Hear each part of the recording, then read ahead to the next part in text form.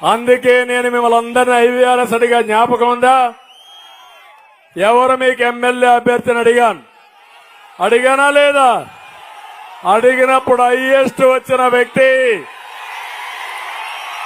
వరదరాజుల రెడ్డి. నా మీద ఏమీ ఒత్తిడి లేదు. ఆయన ప్రజల్లో ఉన్నాడు కాబట్టి నేనే ఎత్తుక్కుంటా దండేశా. అది కూడా మీరందరూ చెప్పినాక దండేశా. ఇది మీ అభిష్టం అవునా కాదా? అదే సమయంలో ప్రవీణ్ రెడ్డి ఉన్నాడు, చాలా కష్టపడ్డాడు, 2 సార్లు జైలుకు పోయి వచ్చాడు. ప్రవీణ్ రెడ్డిని ఆదుకునే బాధ్యత నాది. ఆయన గౌరవిస్తాం, గుర్తింపిస్తాం, న్యాయం చేస్తానని మరొకసారి మీకు హామీ ఇస్తున్నా. పక్కనే సీఎం రమేష్ కు మన సురేష్ ఉన్నాడు. ఎప్పటి నుంచో కలిసి ఉన్న కుటుంబం, అనేక విధాలుగా పార్టీకి సహకరించారు.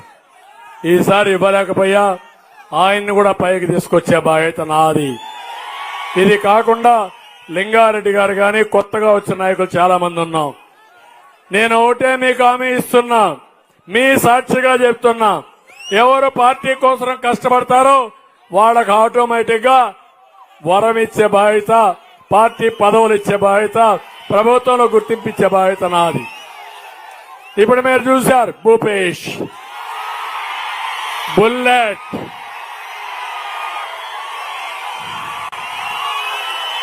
బుల్లెట్ లాంటి కుర్రాడు భూపేష్.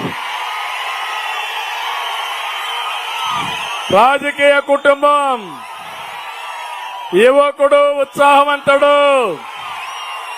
నేను ఒకటే ఆలోచించా, మీ అందరిని అడిగే అభిప్రాయం, అందరూ కలిసి భూపేష్ రెడ్డి శభాష్ అన్నారు.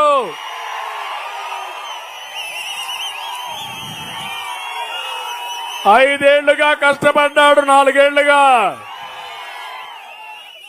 ఎవరో లేనప్పుడు జమ్మల మడుగు దిక్కుగా, పెద్ద దిక్కుగా పనిచేశాడు, కష్టపడ్డాడు. పొత్తుల్లో ధర్మంగా ఆ సీటు బీజేపీకి ఇవ్వాల్సి వచ్చింది. కానీ పార్టీని నమ్ముకున్న వ్యక్తిని, ప్రజల్లో ఉండే వ్యక్తిని పార్టీ ఎట్టి పరిస్థితిలో మరిచిపోమని మరొక్కసారి మీ అందరికీ హామీ ఇస్తున్నా. అందుకే బుల్లెట్ లాంటి భూపేష్ రెడ్డి పెట్టాం ఇక్కడ. అవతల వివేకానంద రెడ్డిని చంపిన వ్యక్తిని అతను పెట్టి, బాబాయిని చంపారని సిబిఐ చెప్తా ఉంటే, చంపిన వ్యక్తే సాక్ష్యాలు ఇస్తా ఉంటే సిగ్గు ఎగ్గు లేకుండా పెట్టాడు. అదే మన పోరాటం. అందుకే నేను అడుగుతున్నా, మీరే సారథులు కడపలో. ప్రతి ఒక్కరూ ఈ రాష్ట్రాన్ని కాపాడుకోవడానికి, మీ భవిష్యత్తు కోసం, మీ పిల్లల భవిష్యత్తు కోసం, ఒక పక్క అనుభవం ఉండే వరదరాజుల రెడ్డి, ఇంకో పక్క భవిష్యత్తు ఉండే భూపేష్ రెడ్డి అండగా ఉంటాడు, అవసరమైతే దీటుగా ఉంటాడు. పార్టీ అండుంటుంది, పరిగెత్తమంటే పరిగెత్తాడు. ఎవరన్నా వస్తే కర్ర ఎత్తుకొని బొమ్మను కూడా ఎత్తుకొని వెళ్తాడు. సైకిల్ చాలు మనకు. ఎవరన్నా వస్తే మనం ఎవరి జోలికి పోం, కానీ మన జోలికి వస్తే మాత్రం ఆత్మరక్షణ. అందుకే ఈరోజు మిమ్మల్ని చూశాను, చాలా సంతోషంగా ఉంది. మంచి ఎండ, నాకు కూడా ఉత్సాహం ఎక్కువైపోయింది. అందుకే టైం కూడా చూసుకోలేదు నేను.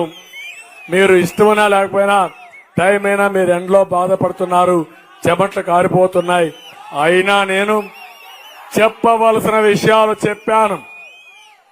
చెప్పానా లేదా? ఎవరికైనా సందేహాలున్నాయా? కడప జిల్లా వాసులకు సందేహాలున్నాయా అని అడుగుతున్నా. దీనికంటే ఎలాంటి సందేశం ఇవ్వాలని అడుగుతున్నా. నిజమేనా? చెప్పానా? సూటిగా చెప్పానంటే గట్టిగా చేరిపోయి కదండి. రేపటి నుంచి యుద్ధ రంగానికి వెళ్ళండి, రణ రంగానికి సంసిద్ధులు కండి. గెలుస్తున్నాం, కడప కూడా గెలుస్తున్నాం. కేంద్రంలో 400+ సీట్లు వస్తాయి ఎన్డీఏకి. ఆంధ్రప్రదేశ్ లో 160+.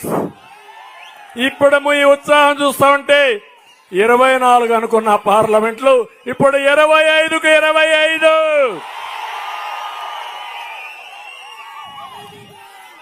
భూపేష్ ఎన్నుకుంటే స్టీల్ ఫ్యాక్టరీ వస్తుంది, ఇరిగేషన్ ప్రాజెక్టులు వస్తాయి, పరిశ్రమలు వస్తాయి. అవినాష్ రెడ్డి ఎన్నుకుంటే కేసు మాఫీ కోసం ఉంటాడు. ఎవరు కావాలి మీకు?